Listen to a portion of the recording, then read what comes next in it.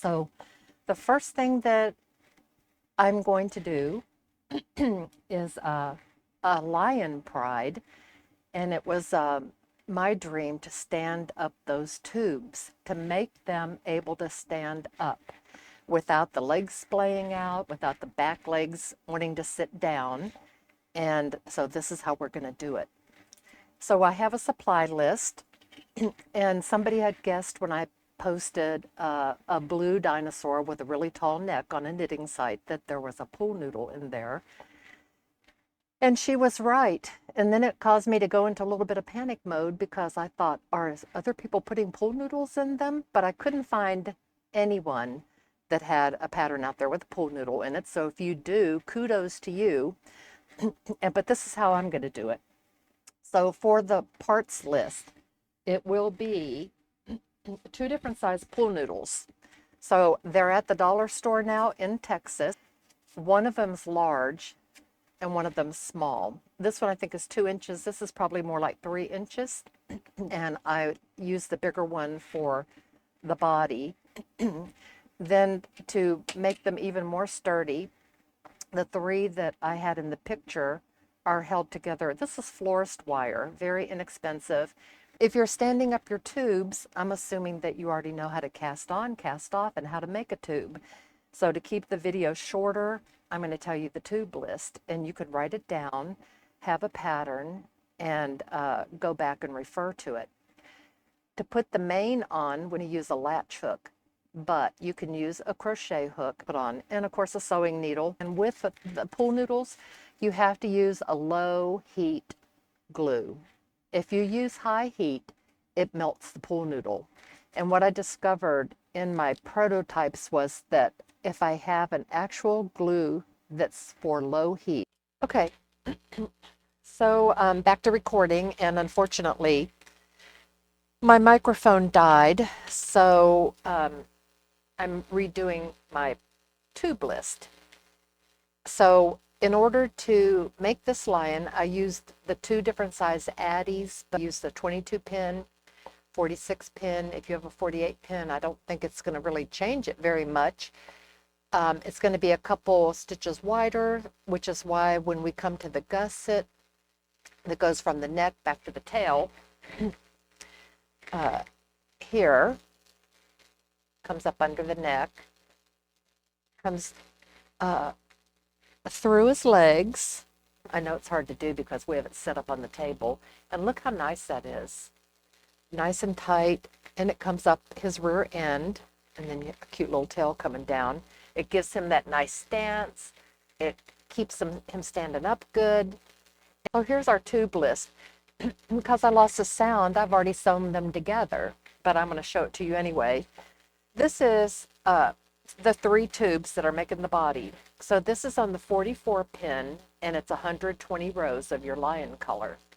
And what we do is we come into the first stitch down here. We still want to be able to pull this shut after we get our tube in and our stuffing. So we don't want to get into the stitch wrapped around the string that we're going to pull. Come up 1 full stitch, and then that's 1, and then mattress stitch up until you get 25. So what I do is I go 1 and 1, and then we'll end with an odd number. And then every second stitch, you know, so it's 1 1, and then 2 3 2 3, 4 5 4 5, 6 7 6 7, and then, you know, 24 25. And then we'll have our mattress stitch string. And what I do when you put the pool noodle in, so it doesn't get sucked into the inside, I'm just wrapping it around a bobby pin. We're going to do the same thing to this foot, to this side, to this side. And what I do to keep my tracks going straight for when we come up to this body part so it looks nice is before I start, I take my bobby pin, and if you watch Shelly Weeby's Koala Knits and Knacks, that's her favorite stitch marker, and I've watched so many of her YouTube videos, and JoJo Juju and Miranda's Happy Elephants were the very first pattern I ever attempted when I got my machine. So I give Miranda kudos for doing the lion, the elephant that was standing up, and that's where I got the idea of standing up the tubes. So thank you, Miranda. So we want to keep our tracks going straight.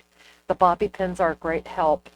I already sewed in the centerpiece, which was the 70-inch tube. So we have 220-inch tubes, which we've just, you can see that it's, here it is the width of it, but we brought each end together and sewed up 25 stitches.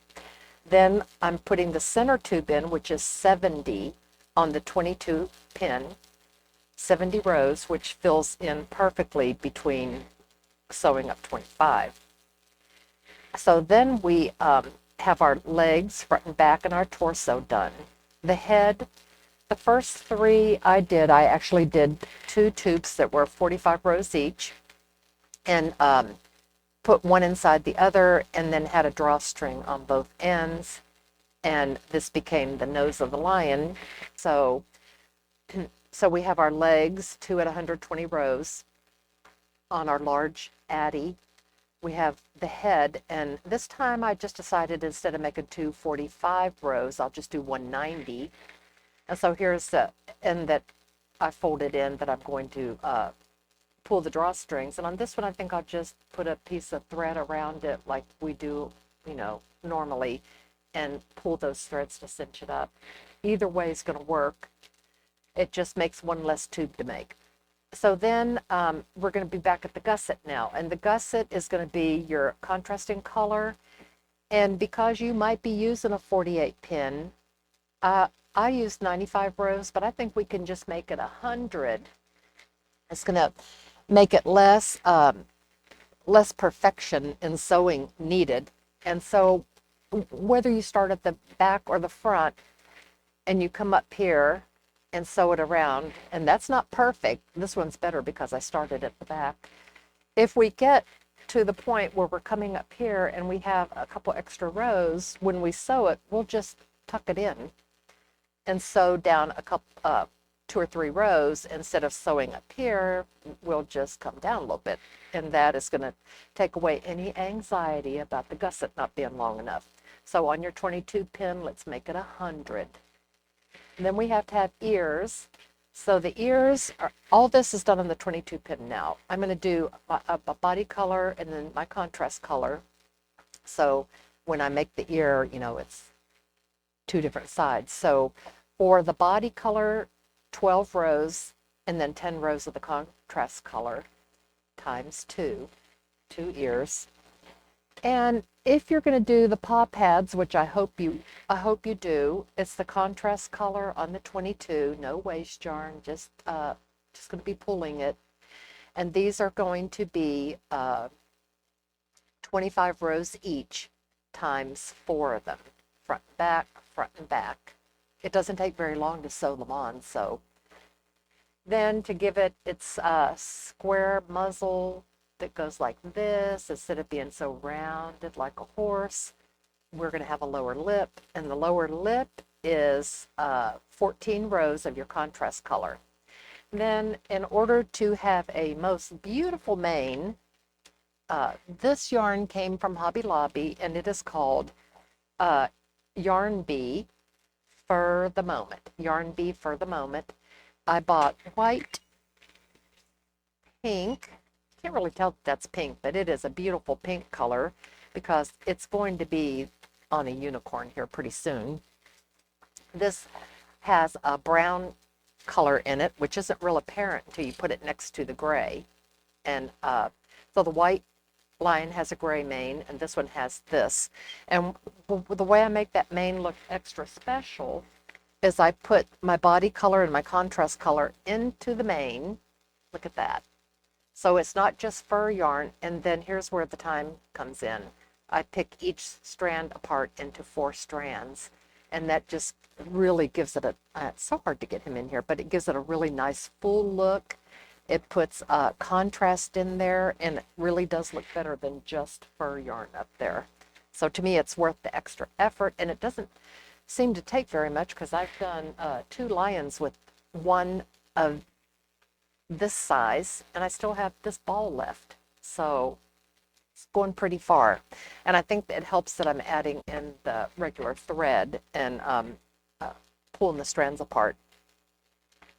So then for the pool noodle, we're going to just need the two different sizes. It's right inside our leg, but we still want to get a little stuffing around it. And if you have it, and I brought some just in case, this is quilt batting. And if you are making like a white one and you don't want this blue pool noodle to show through in case your stuffing separates, then wrap it with this. I mean, not absolutely necessary. If you do a really good job of putting your batting around it, it's not going to show, but it could separate. Okay, so that takes care of the different parts of the pattern. We sewed this on. These came up 25. The 70 fit in really well, and we have a body started. And now we're going to put a pool noodle in there. So I'm going to put this off to the side. Okay, back with the pool noodles. Now for my prototypes, I started with the legs being a little bit longer because what I noticed, so I made this 9.5 inches. This was still 11, was that depending on what thread I used, and I do like the Mainstays thread, and what is it called? The Red Heart Super Saver yarn. I like the sturdiness of it. And if I have trouble cranking it out, if it wants to drop or tuck stitches, I use a little hand lotion on my hands. It seems to help put a little moisture back in it. And I notice that if I'm running the heat, I'll have more trouble than if I'm running the air conditioner.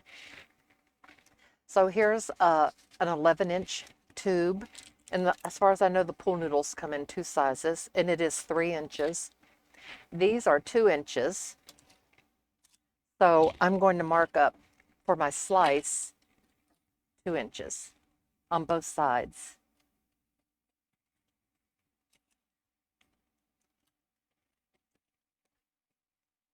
Top and bottom. Come over here. This is going to be buried in, oh, I thought this was going to be a great finding this, but it's dry. Okay, so I have a sharp knife here, just something we had on the boat. So here's the center of the pool noodle. Don't want to get into there, so I'm going to lay it down here and just put a little slice. Look how easy that is. And I just want to make it flat. I don't want to come in very far, not even as far as I showed you on that prototype. And the reason being, so just making that flat. Now when I take this one, and I'm going to come down a couple inches on it, and now I don't have a marker. So I'll just use my knife. Here's 2 inches right here. I'll just put my knife right there. Just do a little slice. I don't want to get into the center part here and take away the integrity of the strength of it. And I'm just going to slice this off. And now, so that so the chest isn't too close together, I'm going to do it like that. So I'll take my second leg, and these actually for the the Red Heart yarn that I use, the Super Saver Brown, 8.5 inches seems to be the right height. But when I used my Hobby Lobby cinnamon color on the first lion, it seemed to come out a little smaller. So because of not knowing exactly the size, when I cut these down, I just go with 9 inches, end up with 8.5 generally. But you can, you know, trim it up a little bit. So I'm going to put my tape measure on here, just put it on the 2-inch mark, put a little slice, and just come straight up it. And when I do the other side over here, I'll have my first part of my structure. So what I do to get this to stay straight is I just put it on the side of the edge of the table here because I really can't see what's happening. And then I'm going to take it on faith that I'm going to come straight up this way and try to stay level with the table.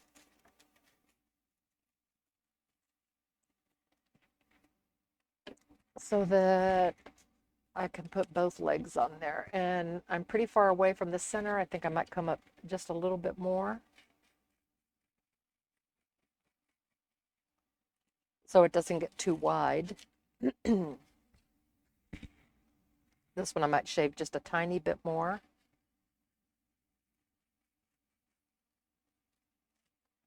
Okay.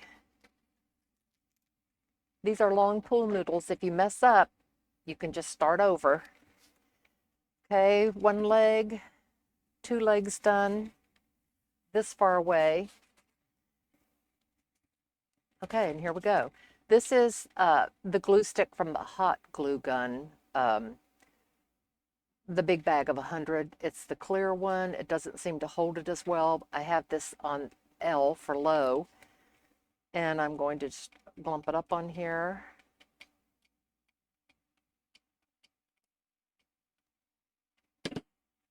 It seems to be pretty hot, and glue this on.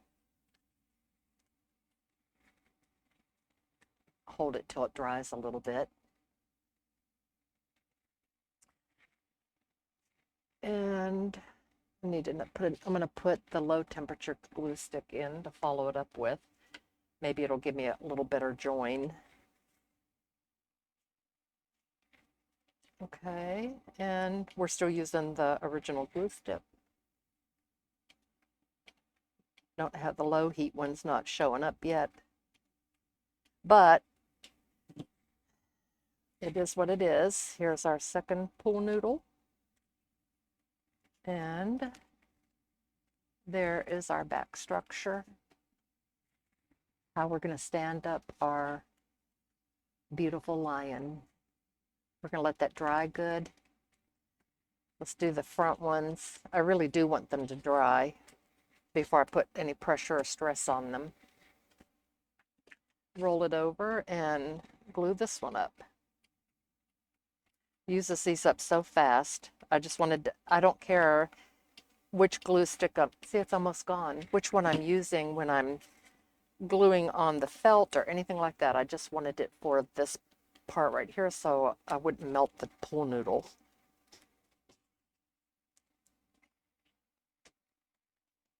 Hopefully I can finish it up with this glue stick.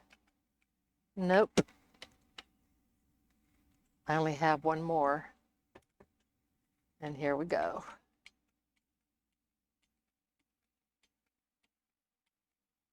Okay. And now we have the secret inner workings of a standing animal. And look how sturdy it is. And it's still soft. Soft. The first prototype I made where I had this part, I used PVC pipe and I was not happy with it. Not at all, because I could tell the PVC pipe was in there and it bothered me. It just seemed too rigid. Okay. Now I'm going to go in and just fill in a little bit with what glue I have left. I just take my florist wire, literally push it through.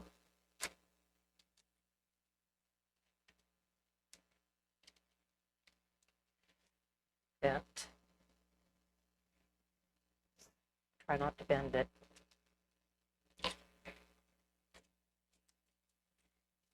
You might have to put your finger into the pool noodle and just so that it doesn't want to travel down. Okay, now it's come out right there. And in my prototypes, the way I did it is I brought it around to the back, twisted it together, and then buried my wires. So let me pull this through. Just another way to do it.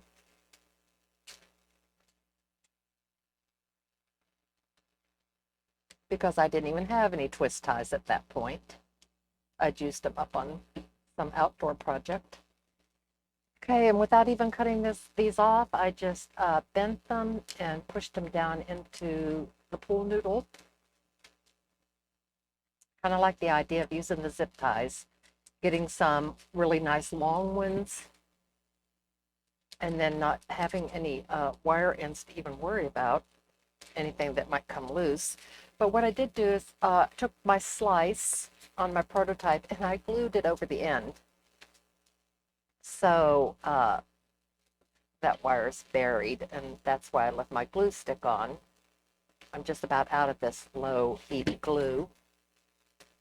And I'll use the other glue stick, but it just doesn't hold as good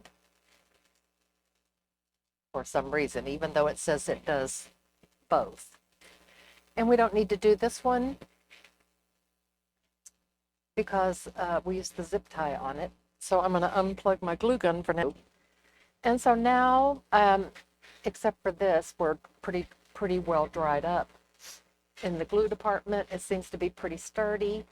We have our zip tie, and down here we have a wire on it, 2 different options. And now the body. So if you wanted to, especially if you're doing like a white lion and you wanted to take your quilt batting, the really nice thing about this little hole right here is you can wrap it around it and just put it up in the hole. And then when you push it into your leg, it won't come off. It won't want to come loose. So I'm going to do a leg that way. Find my scissors here.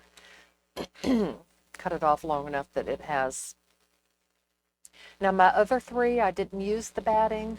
I had it, I just didn't get it out and use it, and they were fine. So don't worry about not having batting.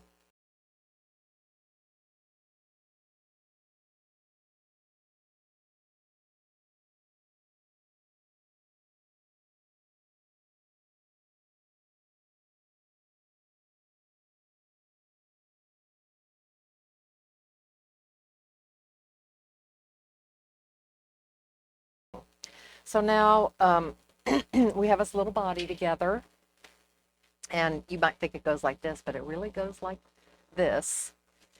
So I'm going to take its leg and push it down into its paw, and we still haven't cinched it shut all the way because that's another place where you can add some more stuffing. So pushing it down.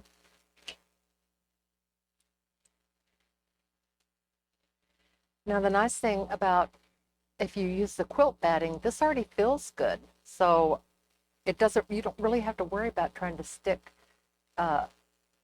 your stuffing up there because you know you don't want it to feel hard like a pool noodle. So this with the wrapped around twice feels really, really nice.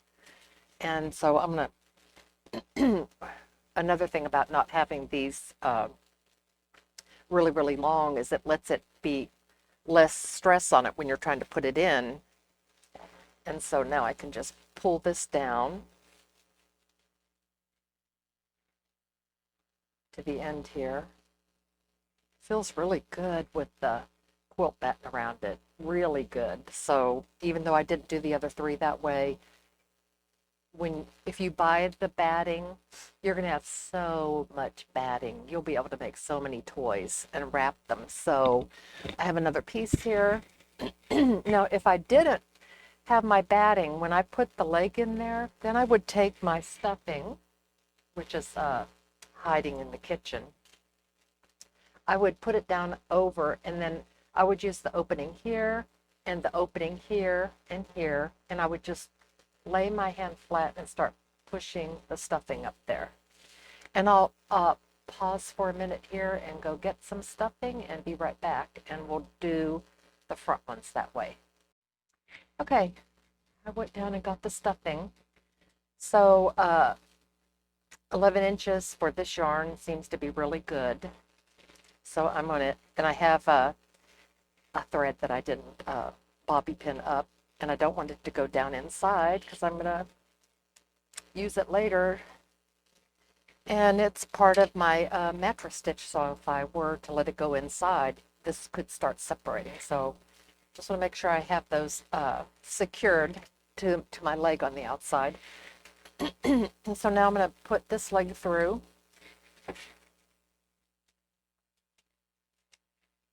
Bring it down. And we're putting the paw pad over this. So we'll just bring it down like this. And the reason I love this yarn, it's so thick. Hobby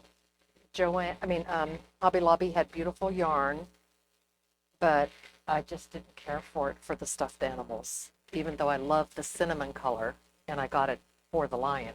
Okay, now I've got my batting, and since we've got lots of openings, I'm going to just start working it down.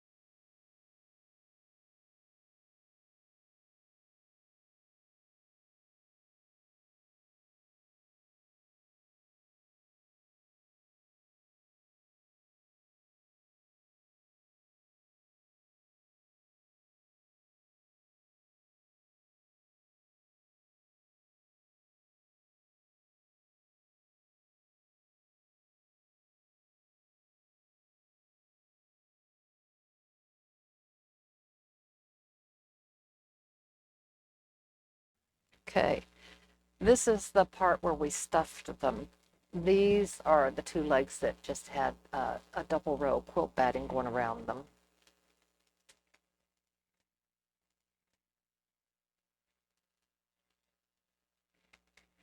Come in and start giving it shoulders. And by having the zip ties or your florist wire, I guess I just like the florist wire because it's wrapped. It's not like a bare wire. Okay, so let's just keep stuffing this. We'll be back in a minute.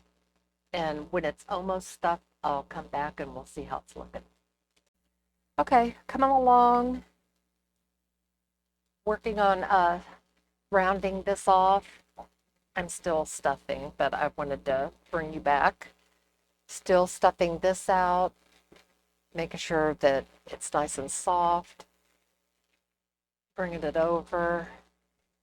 And by not tying off the mattress stitch thread, I actually found a little section where I needed to pull it just a little bit more, and it was so easy to do that because it was pinned to the outside of my leg. Okay, we're about ready to put that gusset on, but we are not going to close this up until the head is on, till everything's done, because we want to have the opportunity to come back and add more stuffing. And this is the one that we have stuffing on, so I'm going to put just a little more batting into its paw right here. Now the paws I'm not so concerned about, around the back area and the hips and shoulders. And then you'll still see the pool noodle here and here. And when we sew the gusset on, we're not going to, okay, it's a little bit tall. We're not going to start sewing right here. We're going to come down several stitches and leave this open so we could keep stuffing. So here is our gusset that we made 100, and we can start sewing in a gusset. Nice long yarn. Before I thread this needle, I'm going to thread it with the thread at the end of my gusset. It doesn't have to be really, really long, and you don't even have to take that many stitches, just enough to hold it together so it won't come back like this when you're sewing it. So all I'm going to do is go under the two loops at the end. You can't see that very well, but I think you know that we're just whip stitching it together without sucking it up. we're letting it stay the width that needs to be, being very gentle with it, just going like maybe every other row or so, not even doing that many. I don't even have a very long piece of thread, so I whipped it maybe 4 times, and now I'm just going to tie this off in a knot and do the other side. I'm still going to pay attention to detail and get out a couple bobby pins and mark my tracks for a little bit. So we can see, I'm just going to mark my track coming down because I want to stay on it when I'm sewing. I really do want to follow it, even if it's, you know, jammed up in an armpit somewhere. Mark the middle. Before I start whip stitching this other end, I want to make sure that I'm whip stitching it together so that I can keep my rope coming straight out, because these will twist. We know they're going to twist. Okay, following it down somewhere to the middle. One more bobby pin.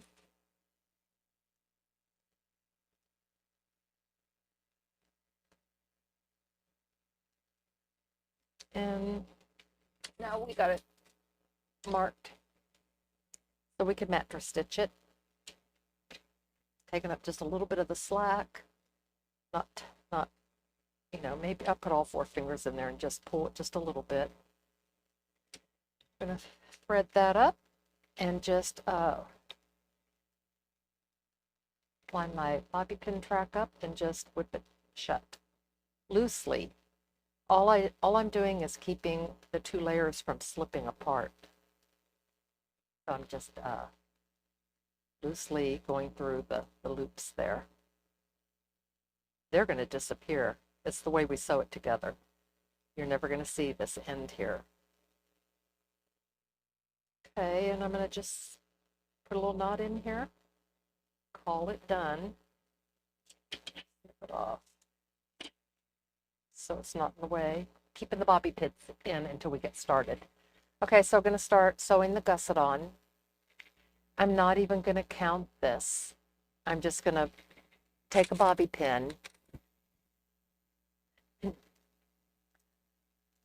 going to have its legs coming down. I'm just going to say, oh, well, that looks like the middle here. And you have a bobby pin in here. You don't want to lose it from your mattress stitch. So I'm going to leave it in because I really want it to be stitched together good. Okay. I'm going to say this is my center right there. So when I start sewing my gusset on, so I actually like it when it comes across like this instead of, some of them I pulled them together like this of the drawstring and did it like this, but I like it better where I come across these 12 stitches, 12 and 12 is 22, and then start coming down. It just gives it a nicer looking hiney. So I'm going to just eyeball it again and say, here's the center of everything, like this. Put my pin in there, follow it down. I know, not very precise, is it? Okay, and I'm going to come down 2 inches. Leaves us a nice place to stuff because we got to definitely put stuffing in here. I'm going to just start putting it together, and I'm going to look to see my track from when I mattress stitched this together is right here. You know, and if you're off, it's not going to show. Track going into that leg. I think I can round this coming down, so I'm going to just go in right here. Leave a tail that I can use to then sew back up the other direction. And I'm going to start mattress stitching. I'm going to do 1 and 1. And this is why we put the extra 5 rows on there. I have lucked out and it's come out perfect every time. Okay, so I'm doing every 2, coming down towards the leg.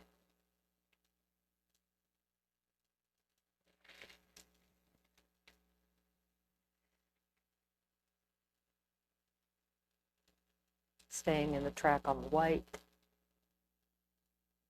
It's not a high visible area, but it's just nice to stay in your track. Okay, here we go. And I'm going to have to bring this closer into my lap if I'm going to see what I'm doing. A little hard to see. Coming around. We can pull it from both ends. I'm going to just keep following this around. I'm going to come to the inside, and when I get to right here, which I'll get there in a second here, let me go ahead and bring this around so I can see what I'm doing. Every 2, just a mattress stitch.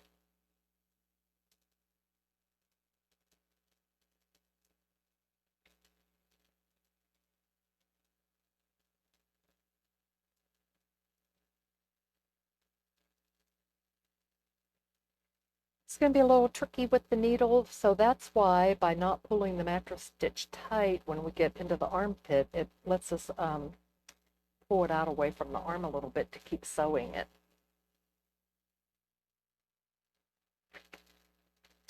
So we'll just keep it loose for now and just keep doing every 2nd stitch. Everybody knows how to do that. Getting into the armpit. But even if it goes a little wonky for you, it's not going to show. Just going to keep coming down until I get to the point where this mattress stitch ends right there. We're going to put stuffing in it.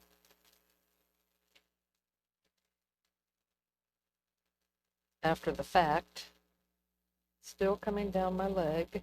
Haven't made it to the mattress stitch from the paw, the 25 stitches we did. Okay, I'm going to have to lay it over, and I'll turn it here in a minute. See if I can get the camera on it. I'm going to take out a pin because my strings are all on the outside where they need to be. Okay, and now for coming with this leg, I'm going to add some stuffing in here because I don't have any yet.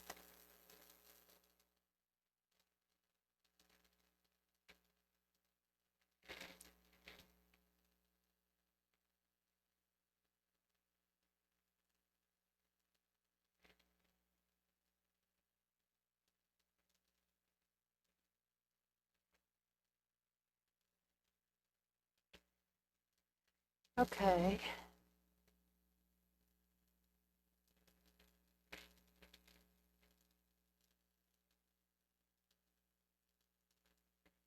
I think I'm going to be a big fan of using the quilt batting, maybe wrapping 2 or 3 layers around it. Sure does make it easier. Okay, and let me turn it this way and get a little bit in the top part of this, inside top part of this leg. Just make it easier. It'll be hard to get to that part once we get the gusset on. But it won't be hard to put it coming in this way into the belly. It just is a little tedious trying to get it into the top of that leg. Okie dokie. Okay, now I'm on my thread.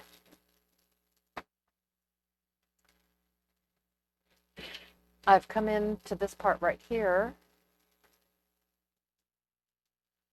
And here is my thread coming up from the mattress stitch. So what I'm going to do is come straight over to where the mattress stitch comes together.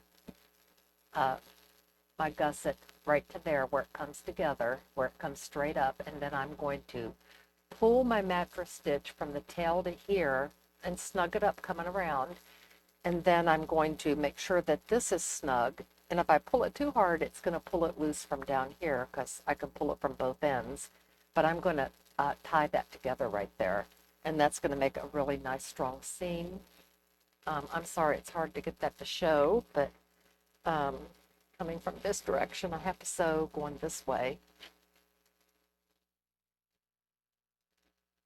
Okay, here's my mattress stitch yarn. So now the stitches are pulling because we're going into the V. So you'll just feel like you picked up about 2 of them. You're just following that V down. You're not really seeing stitches the way you'd like to see them yet. Okay, but when I pop out right here, now I'm right on top of I'm right on top of this mattress stitch yarn coming down. So I'm going to go ahead and pull it, hold on to it on this end right here, give it a little tug. This one, I do want this to be really tight because I'm not concerned about it looking too tight coming up the body right here. What I don't want it to do is pull apart in a leg joint. I unthreaded my needle. So here I am right on top of my mattress stitch, and I want to pull it together at the top of the leg there, and it'll be a little snug because I've got all that stuffing in there. And I am going to unthread my needle. It's going to make it easier to tie this. So I'm going to tie these 2 threads together. If I can do it by looking at the camera instead of looking at my project. Snugging it gives a really nice, snug, tight joint right there. That's the good news. The bad news is it makes it hard to get the needle in to sew around the rest of the leg, but we'll just fight it until we get past that part of it. And I'm going to tie a double knot.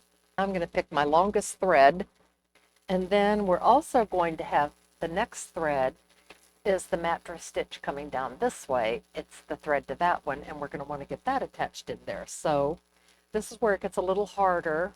I have a pin in right here, so I'm not twisting this. Because if I start twisting it here, it's not going to be straight when I get down here, and we've already whipped that together. So here's my pins past the leg, which is just... So now I'm going to grab these 2 stitches right here, right past where we tied these 2 threads together from the blanket stitch. I'm going to go under them to secure them.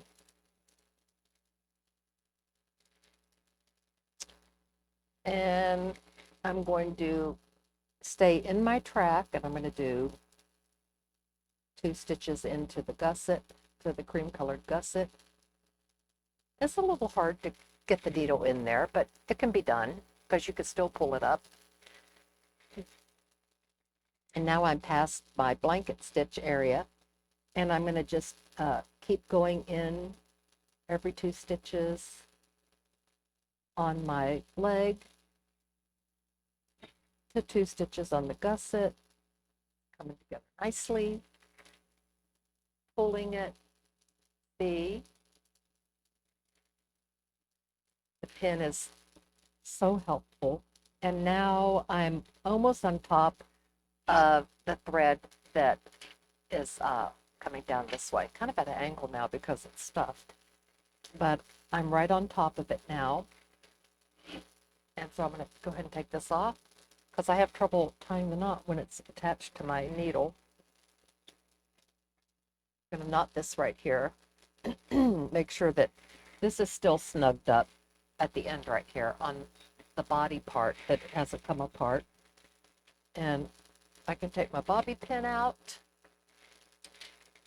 and take a good look at it. Make sure my mattress stitch, and you're really mattress stitching still, is snug coming around here. And we've only taken a couple stitches when we're tying again. So how secure that should be, huh? And snug it up nice and tight. And then go back to the yarn that's the longest. And here's where we're going to deal with our horrible looking edge right here. Okay, so we're coming up onto that. I'm going to just maybe take 1 stitch here from where I tied off, one stitch, so I can be ready to go back into here. And I can see where I was, my track still where I was mattress stitching. If not, I could go to this other end where I have the pin and I could follow it back so that when I take a couple stitches, at least I can be back in my track and make sure that I'm still following it. And I'll just put a pin a little farther down the tube. Now I've got it right down here. Okay. And the way I'm going to hide this end and come up with a really nice look is by bringing this up. Okay, on the end right here, where we whip stitched it together, is raggedy looking. So we don't want to get in, we don't want to go into this stitch right here. That's the one that's looped around the draw thread, your cast on thread. We're going to come back up onto here. So when we go through 2 stitches on here to do the mattress stitch, then we're going to go through 2 stitches here, which is a track coming down. So each track that you can visually see coming down is your 2 stitches, a track, the next track, then the next track. That's how we're going to maintain our count. Okay, so we've secured both of these stitches, the one that mattress stitched this and the one that mattress stitched the torso on. They're both tied off and secured. We know that there's our track because we followed it back from the other side. We're going to work really hard to get our pin in here into the next V-stitch. It's not going to be so easy, and we don't want to break our foot either, but we're going to do it. Okay. Maybe a round needle would work, but I'm not rethreading. Okay. Okay, so now we're coming up under the armpit right here. I still have a nice stitch that I can take before we get to the torso. So I'm going to go in through there. Okay, and here's where the magic is going to happen.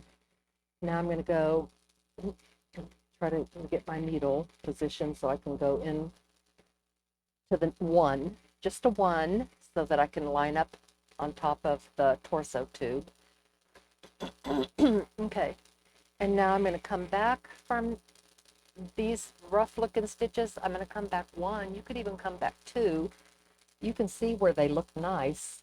So I'm going to come up here and take a stitch. And now I'm going to come back into the track here. Go through 2. I can take my bobby pin off now. I'm going to come back here to a row coming down here. Come back a stitch or 2 off of that pull stitch to where you have a nice stitch to get under, and go under the 2 loops of it. Don't even pull it tight yet. Come back onto, see, there's only a couple stitches that are really hard to get into the white part or the cream part, and that's underneath the legs. So now I'm coming back here, coming back, just back on these stitches, doing these 2, coming down the leg, coming down the leg, the torso, 2 at a time, staying back into the nicer stitches. And when you pull it, this is what you get, a really nice stitch. So why use waste yarn when it's so easy to just bring this up over the bad stuff and just sew it together? So I'm going to finish sewing this up. I'm going to go past this leg. I'm going to go up to about right here, a couple inches from the top. We'll see how much we have left over, and I'll be right back. Okay. I wanted to just show you, I haven't actually come past right here, but on this paw right here that's basically finished, I went ahead and made sure that this mattress stitch coming up was nice and snug. That's a funny looking stitch right there for some reason. Make sure that this was the mattress stitch one. this is my pull string. So I went ahead and pulled this string so it wouldn't slip off this paw, and made sure that this mattress stitch, because now it's snug to here, is nice and snug. These don't have to be, if you're doing a separate paw pad that's going to come, if this is its front, that's going to like bring it forward like this, you're going to sew it right here on this edge so that its toes come forward. You don't need to make sure this is really just cinched up tighter than the tightest. If it's like this, that's plenty good. So that's how I'm going to do it. And I'm going to tie it to my mattress stitch here and tie it off. I'm not going to sew with this thread, so I'm going to snip it off. And I could just hide it in my paw pad at this point, or bury it. So I'm going to choose to bury it.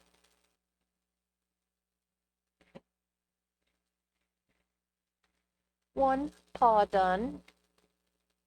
Hopefully you like the way it's stuffed. It's not too late to fix it.